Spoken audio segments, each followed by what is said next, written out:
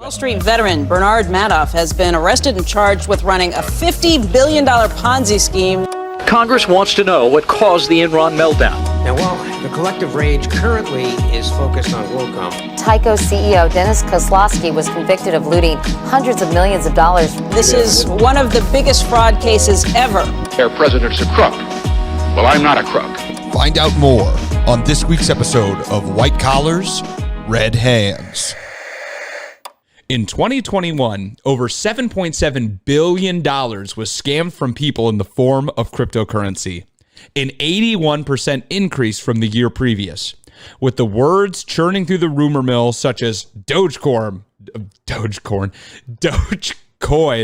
Ethereum, and whatever the fuck a Bored Ape Yacht Club NFT is, and I'm well aware there's probably going to be some comments over that phrase, it is hard to turn a blind eye to the emerging space of crypto-backed securities.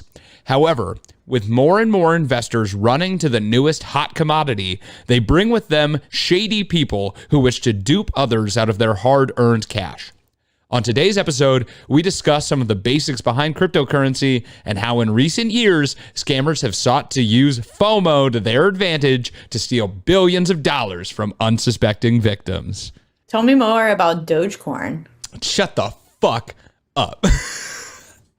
Dogecoin is actually, it's a new crypto coin that's backed by corn. This is like the scene in Pocahontas when John Smith is like, we're here for your gold. And she's like, grabs the corn on the cob and she's like, this? And he's like, nah, bitch, the real fucking gold. What are you talking about? No, that's corn. Real gold. That's corn. What are you? Are you stupid? Are you stupid? And she's like, no, in Pocahontas. So I know what corn is. Jesus. He's like, I'm 14. Yeah, and you're somehow even dumber than normal 14-year-olds. 14, but still hot. I'm going to fucking marry you. Dude, we want to talk about a disappointing, like finding that out, like when I was 14, that Pocahontas was 14. I was like, what? Man, you look back at a lot of the relationships that happened around that time. Men be like 30 and women be like 9, and it's crazy. And it was the way things were, and that's just how I kind of have to. I'm like, I don't want to think about it. You can't. Or you get upset. Everyone was like, this was normal, and it wasn't normal. But they also like kept people as slaves. So like, you know, it was a bad time. We've grown as a society. We haven't reached the end of the growth, but you know. So as you guys can see, if you're watching the video right now, welcome back. You can see our names. My name's Kashan. I'm Nina. And we are not in the same room this week. My girlfriend Jessie had to go and get the Rona, even though it's not even cool and popular anymore. So she got it now. She's hipster getting COVID. R2D2 Rona. She's reverse hipster getting COVID. She's getting it after it was popular. But we're not in the same room. We're recording online, so I don't know if there's going to be any hiccups. If there is, I'll leave that apology in, and if there's not, that'll be gone. Yeah. So before we start today on the many scams of cryptocurrency, I did have an update for an episode that Nina was not there for. Actually, when Nina had COVID, we recorded an episode called The Mistake Menagerie, where we talked about a trader named Bill Huang, who lost like $34 billion, like his whole hedge fund collapsed. Oh, this guy. Well, at the time that we were recording that, he had not been charged with anything. It was mostly just he was stupid. Well, now they're charging him with securities fraud. So it turns out the $34 billion he did amass was pieced together unscrupulously. So he gonna go prison. So I just figured I'd update you guys on that. And if he does go to prison, I'll let you know. And if you haven't listened to that episode, check it out, the Mistake Menagerie. It's actually a lot like today's episode, where instead of covering just one company or just one person, we're kind of doing a piecemeal thing today, where we're doing an overarching episode on cryptocurrency and the scams that are currently going on, because scams with any currency have been around forever, and cryptocurrency, it's new, so there's a lot of scammers there. So we're going to talk about what it is and how people are trying to steal your money with it. Scammers be scamming. Scammers be scamming. I had a Nigerian prince email me this week. Oh, really? Does he talk about hipster moves? He only needs like $1,000 in a wire transfer to be able to get access to his royal wealth? It was something like that. I was like, I kind of felt flattered. I was like, oh my God, I've never gotten one of these. Oh my God. Like, no, but thank you so much for choosing. Oh my God, you think I have that much money? Thank you so much. I don't have $1,000 to give you. I don't. So, Nina, I can already hear your questions. All right. Oh, great. What's a crypto-backed security?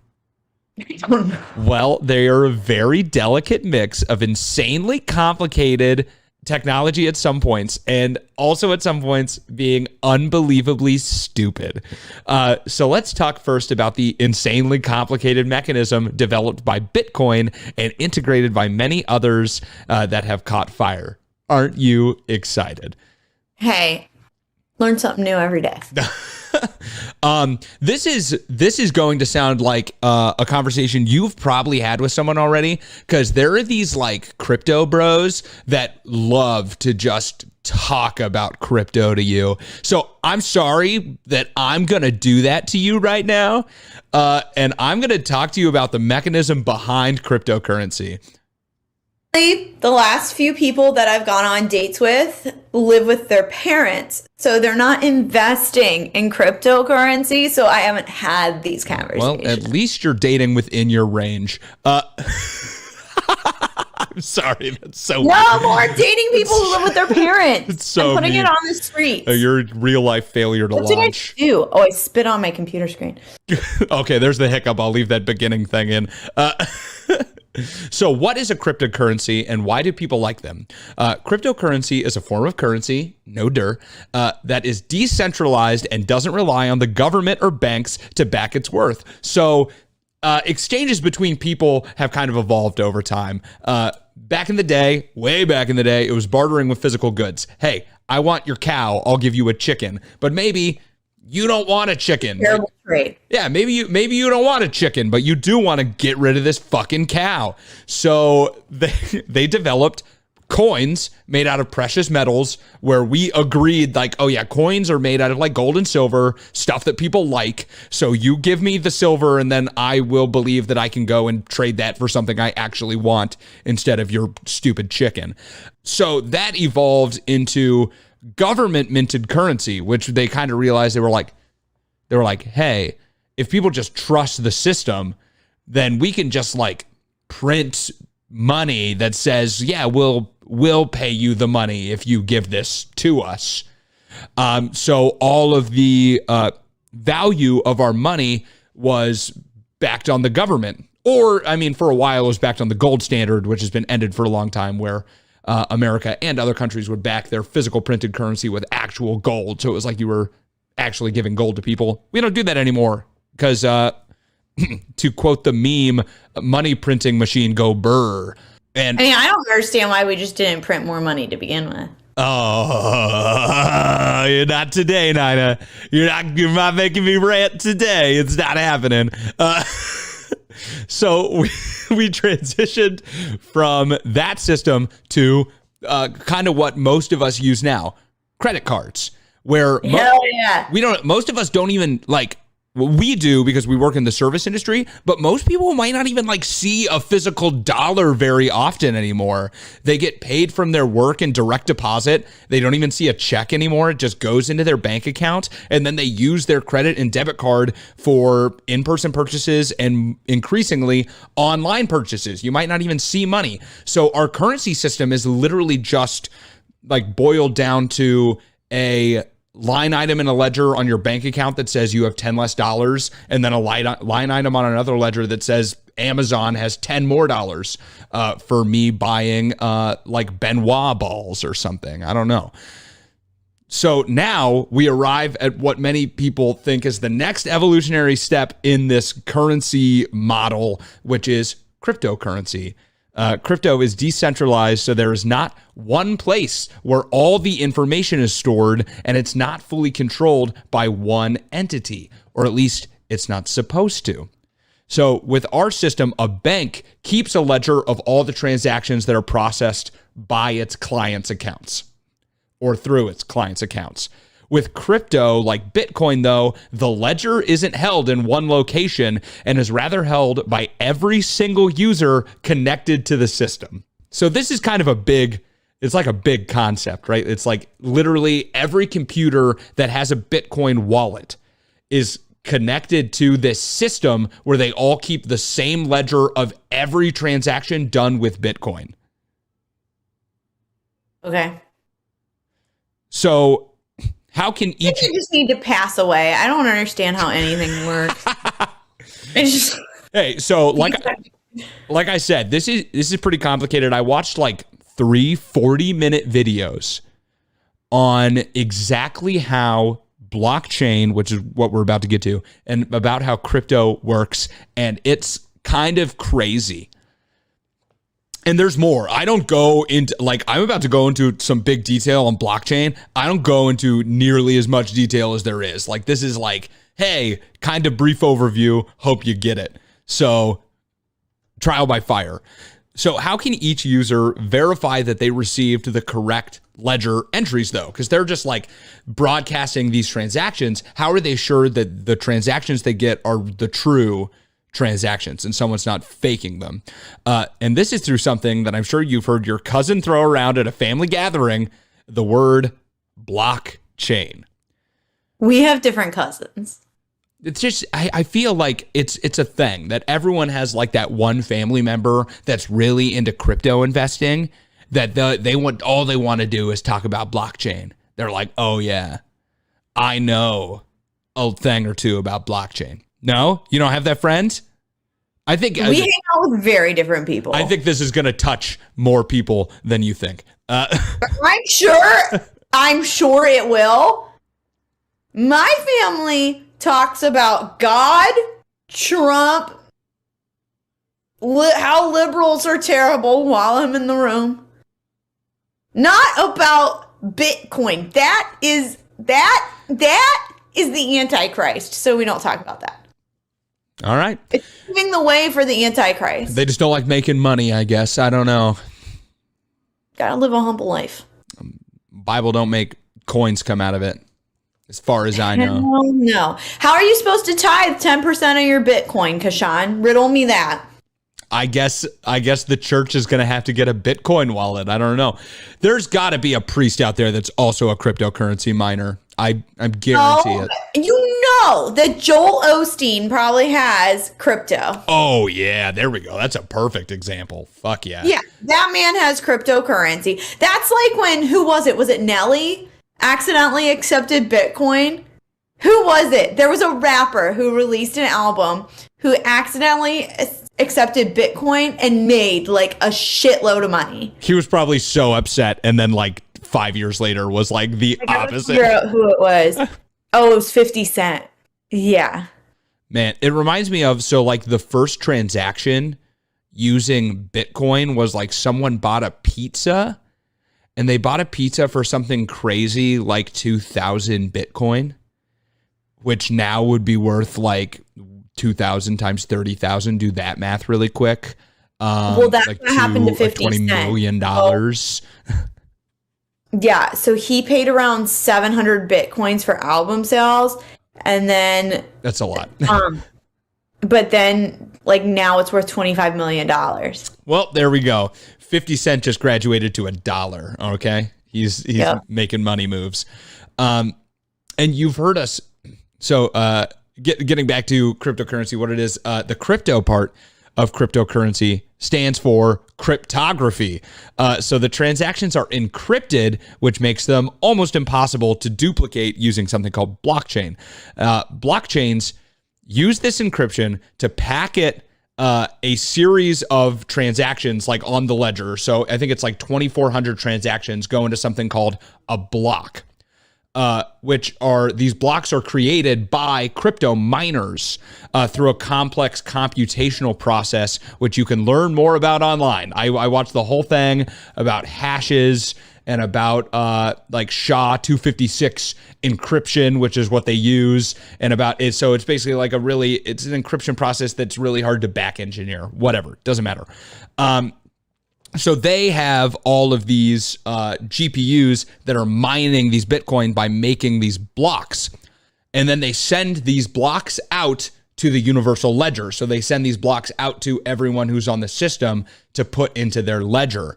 And the block is basically just verified. It comes with a key that showed that it like computational work was put into it. So they send it out, and then that goes into the ledger, and it's called blockchain because each block has a marker that ties it to the previous block. So they're linked together in a sequential chain. So this block can only go after this previous one and before the next one. So let's say that you wanted to go in and falsely manipulate an entry to give yourself like 2 million Bitcoin in the ledger. So not only would you have to change that one block, but you would have to do that block and every single block after it. Because if you change one entry, it changes the entire like encryption process.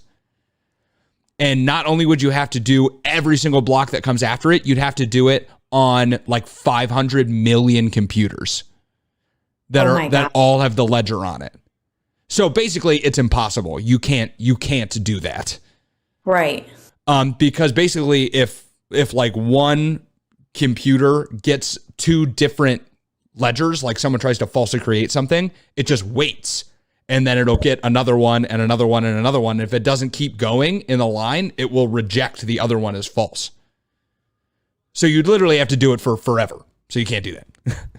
Okay. Now, being a miner, the one who creates the blocks in return for a small amount of the currency, this requires a lot of computational power, which is why it's been really hard to buy computer GPUs for a while, and also why some people have been wary about Bitcoin and other blockchain-backed securities because of their impact on the environment, since they use a lot of power. So Elon Musk famously said that he was going to accept Bitcoin at Tesla and then backed out of it because of the environmental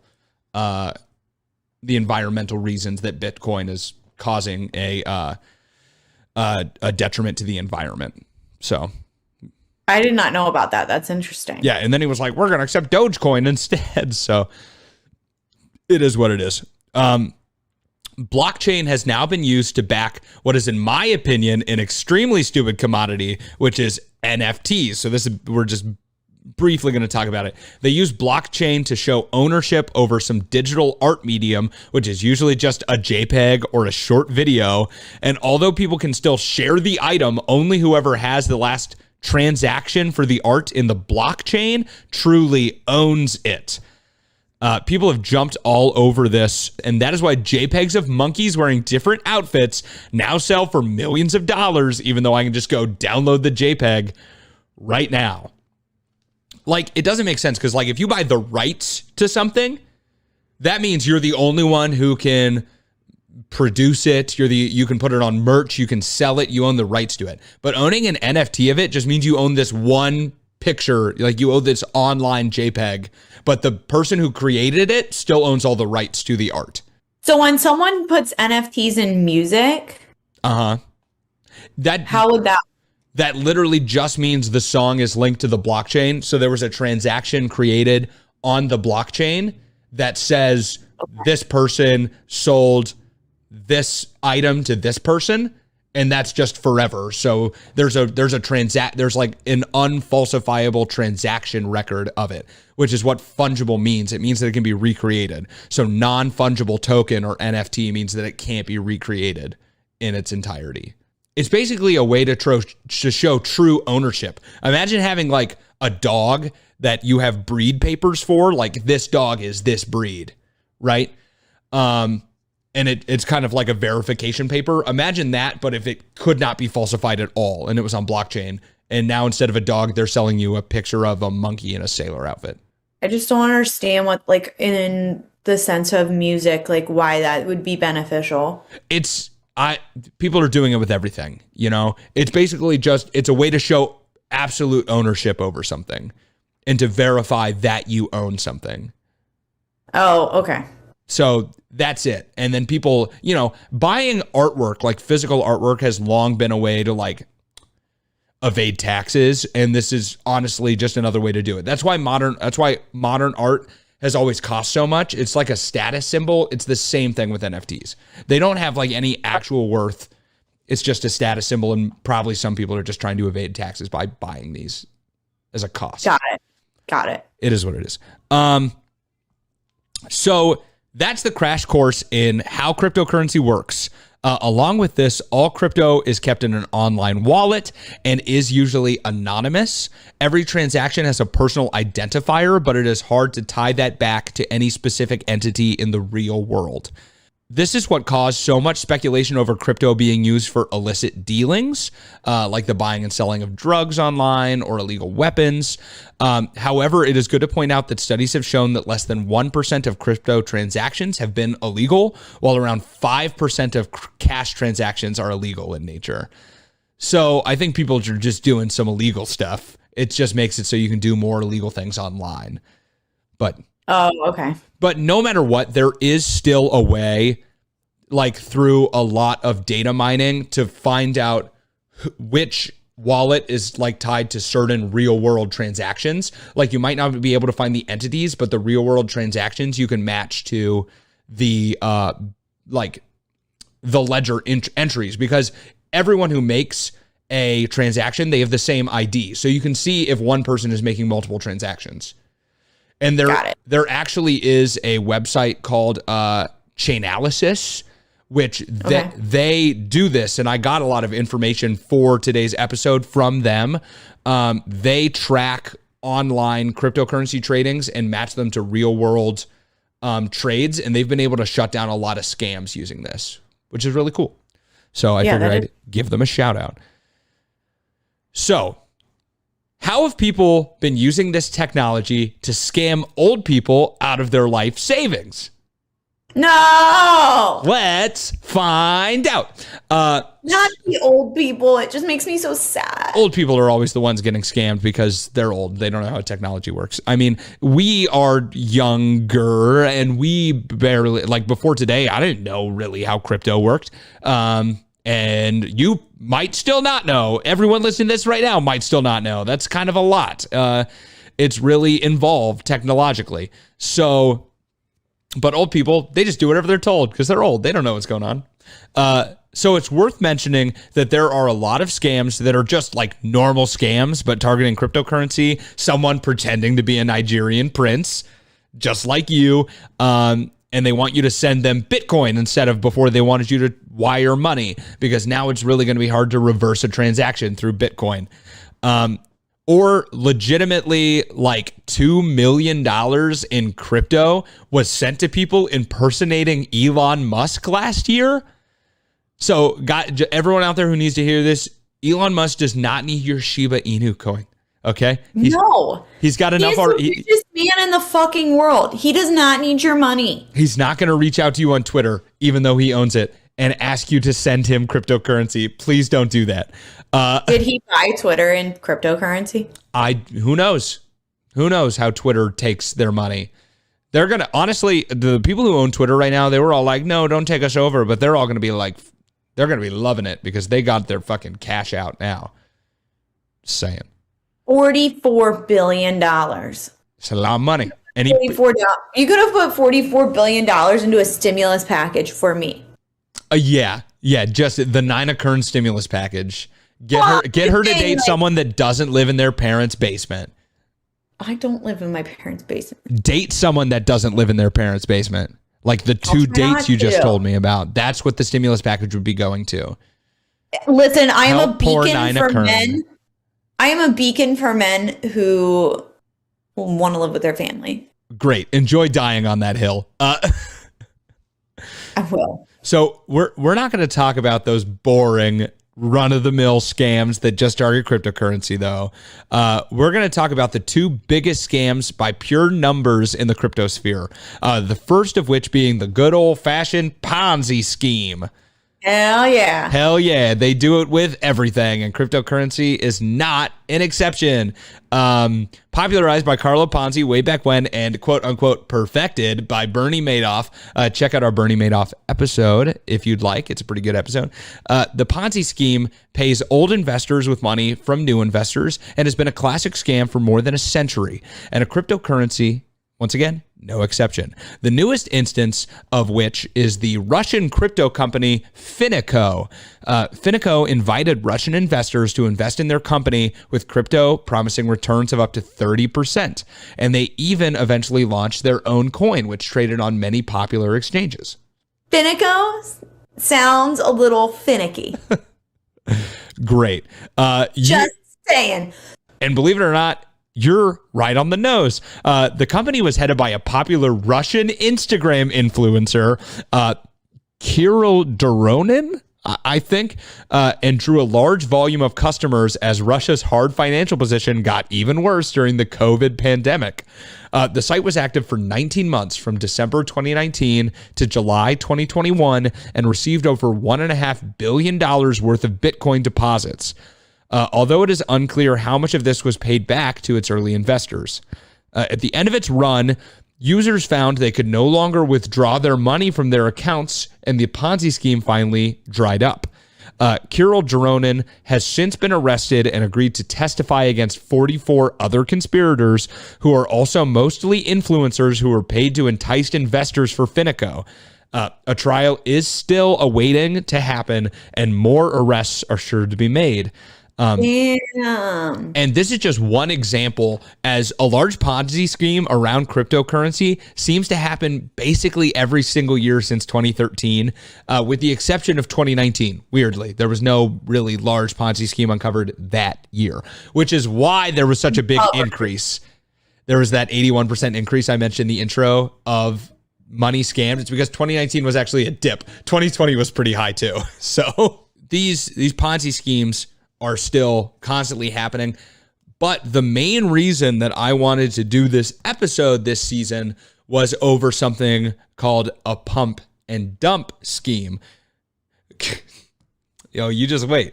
Pump and dump scams, also known as a rug pull, is different from the pump and dump that happens any given Friday at Nina's apartment.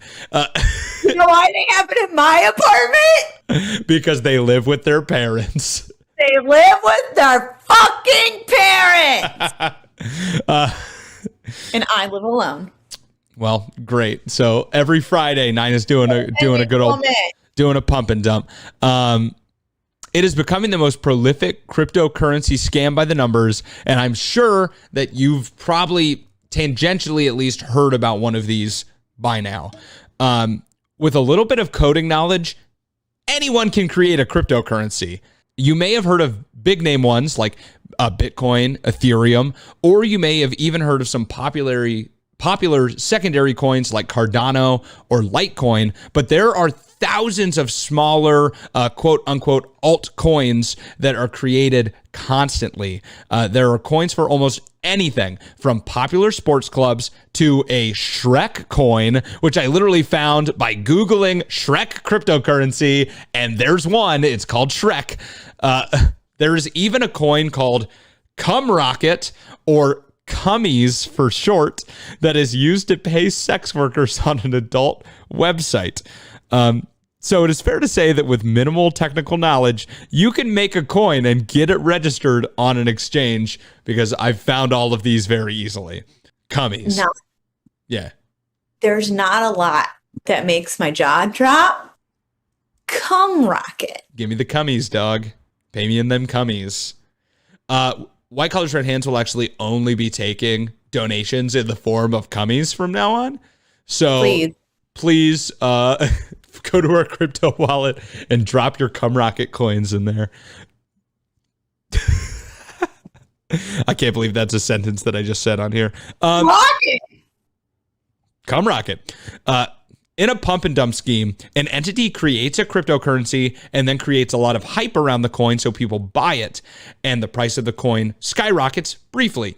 At its highest point, the developers siphon off the liquidity fund of the coins that people have bought and disappear into the night, leaving everyone who invested high and dry. An example of this is the infamous Squid coin. Squid was made during the height of the popular Netflix show Squid Game, where people down on their luck compete in deadly children's games to win a cash prize at the end.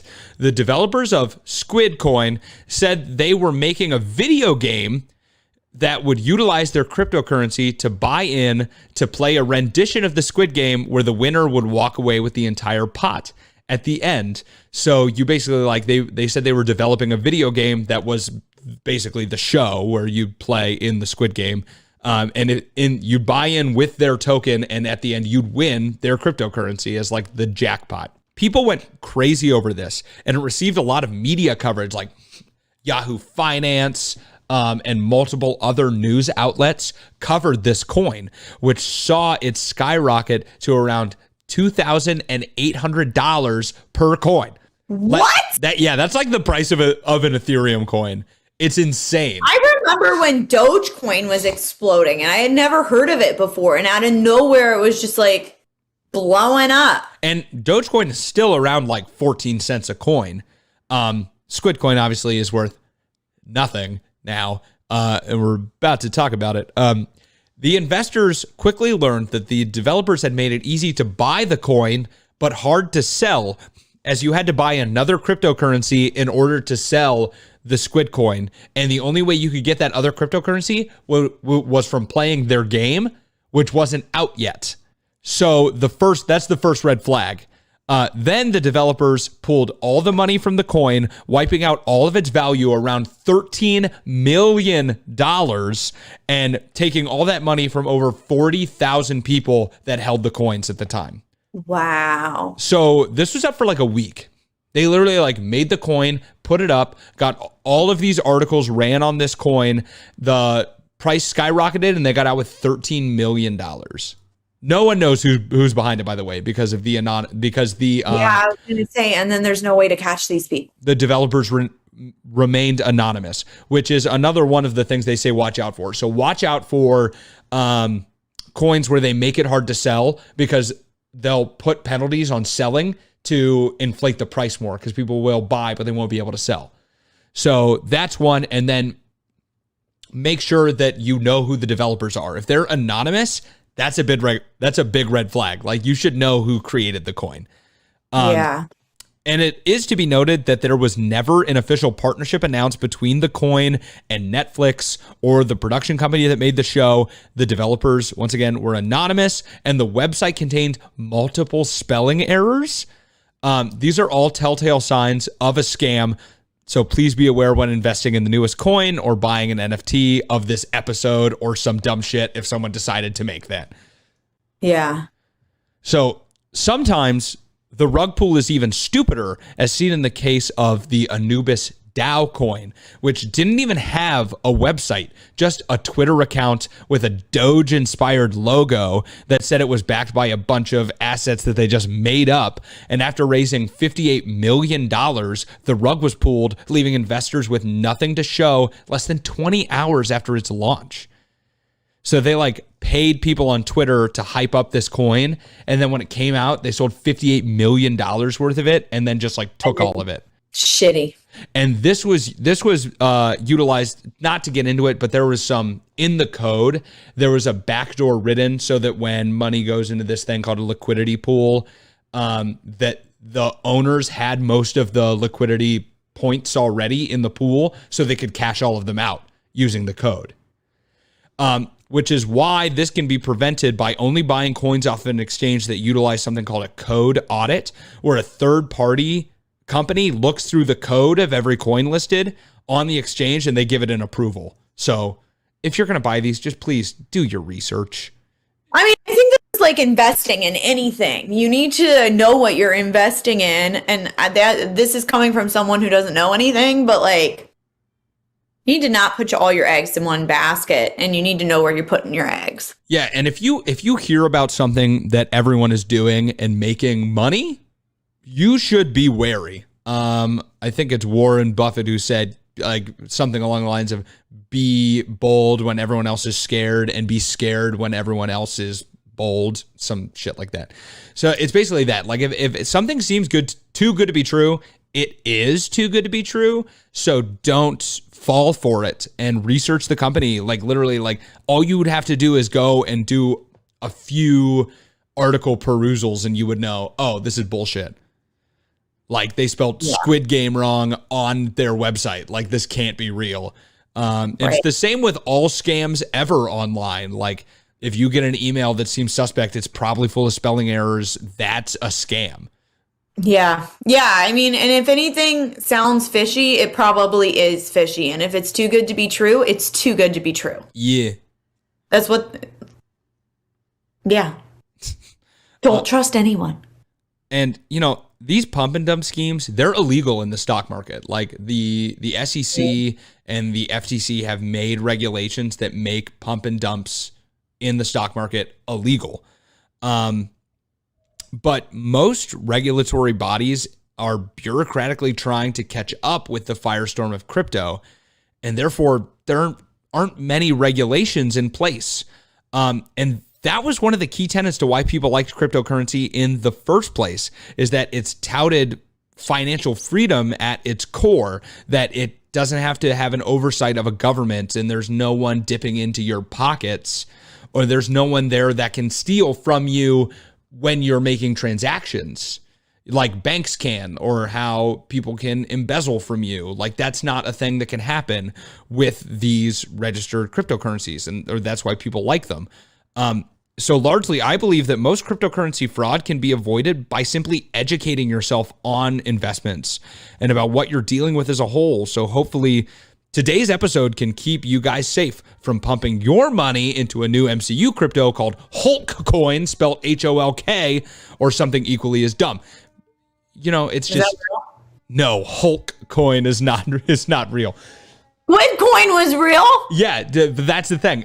Come Rocket is real? That's what I said. I was like, this is so stupid, but people fall for it, and I think we've shown that people fall for this shit. They do. Even though it seems ridiculously stupid. So crypto is complicated. The technology that makes it run is insane. But like always, people find a way to turn incredible achievements into avenues to hurt others. Don't let FOMO control your investments. Let it control the trips you take and the memories you make instead, and leave your investments to research and due diligence. Because if you don't, someone will steal all of your money.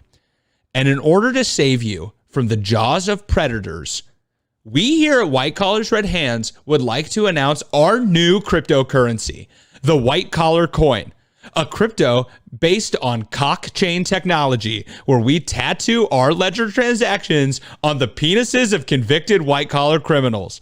If you want to buy some of the coins, please send $1 million to our Venmo, and we will send you back an NFT of Bernie Madoff's dick and balls.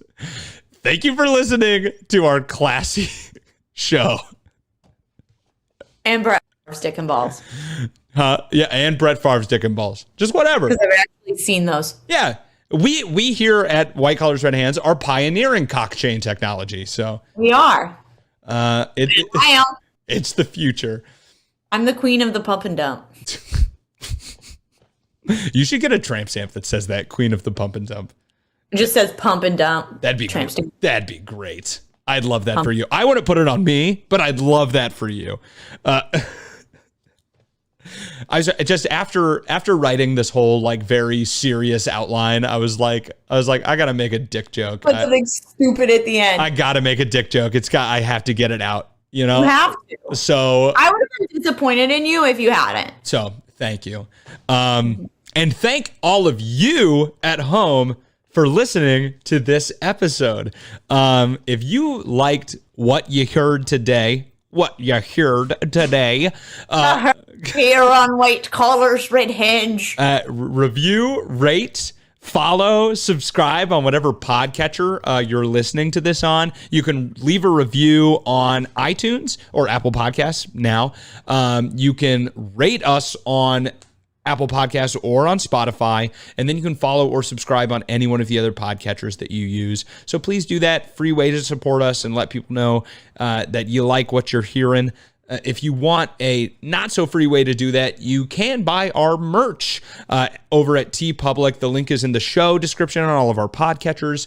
You can also go to our website, whitecollarsredhands.com, hit the check out the merch button, and they'll take it there. You can buy this cool sweatshirt that I am currently rocking. Another free way to support us, you can just follow our socials, facebook.com/whitecollarsredhands, Instagram at whitecollars_redhands, Twitter at whitecollarspod. Interact with us all there. Those will always provide the links to our YouTube videos where we're hosted over on Entertainment Buffet.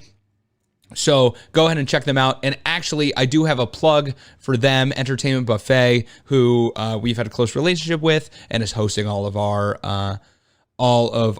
video episodes. The creator of that, Brandon, just released an online and physical webcomic called Tripping Through Time. We're going to go ahead and we're going to put the link to where you can purchase that in the show description for today. So go ahead, go over there, support him, support his work, and you will support us also. You can also send us an email, recommend an episode to us, open a discourse with us, talk about cockchain technology and buying our newest, the white collar corn. God damn it. I can't say coin for some reason. You literally cannot today. I'm just trying to make a joke and I can't fucking talk. So you can send us an email, whitecollarsredhands@gmail.com. We do a fan submitted episode every single season. This season, it's going to be the season finale, which is awesome. Something great. The Murder is been recommended to us. So we love that. But yeah, and then I think that's everything from me. Yeah. Yeah. So thank you guys so much for listening, and we'll see you next week on another episode of White Collars, Red Hands. Red Hands.